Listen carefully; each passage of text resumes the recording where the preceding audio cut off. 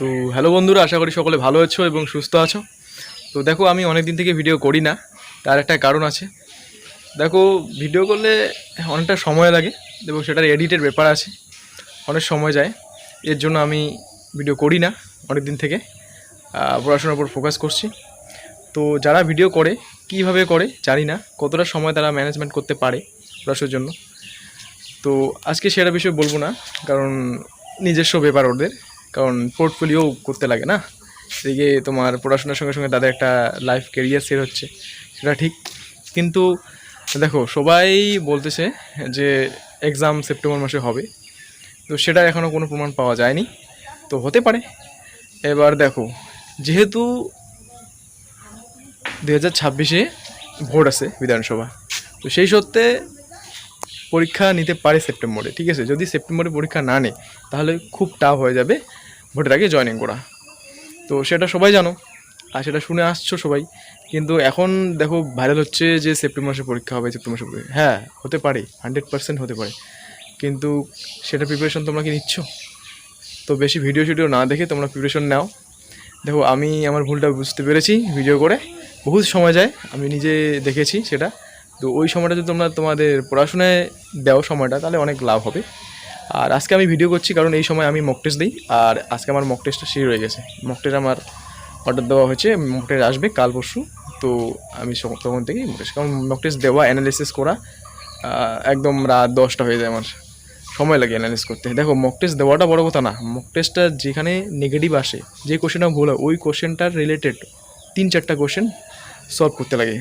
যদি তোমরা করো তাহলে দেখবে পরে যে নেক্সট স্টেপে যে তুমি এক্সাম মক টেস্টটা দেবে না, তখন তোমার নাম্বারটা অনেক ইনক্রিজ হবে। তখন প্রথমে তো আমার 45, 40, 39, 32 এরকম ডাউন ছিল।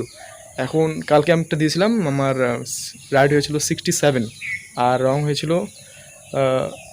18। ঠিক আছে, 18, তার মধ্যে আমার মার্কস কেটে গেছিলো, যেহেতু 3টা ভুল হয়ে 1 নাম্বার, তাহলে 6 নাম্বার কাটবে, মানে 61। তো এই নাম্বার যদি থাকে, 100-র মধ্যে ছিল, এই নাম্বার থাকলে তো অতটা টেনশন নাই। কিন্তু যদি সময় সব মক টেস্ট সেম হয় না, কোনোটা হার্ড হয়, কোনোটা সোজা হয়, তো সেটা বড় ফ্যাক্টর না, অ্যাভারেজ দেখতে লাগে। তো তোমরা কেউ এরকম পড়াশোনা করছো সবাই কমেন্টে জানিয়ে দিবে। আর আজকের যে ওয়েদারটা, সুন্দর একটা ওয়েদার, বিকেলে দেখো এই যে এখানে আলো আসছে, চারিদিকে দেখো কত সুন্দর, এখানে কাজ চলছে, জায়গাটা সুন্দর লাগছে না? দেখো এদিকে, দেখো কত সুন্দর লাগছে।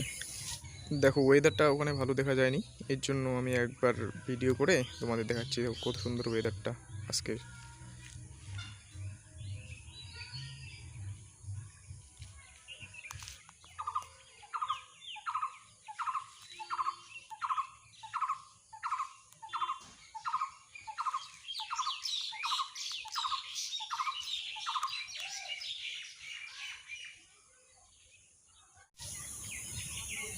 তো বন্ধুরা, টাটা, অনেক কথা হইলো, বেশি সময় নিব না তোমাদের জন্য।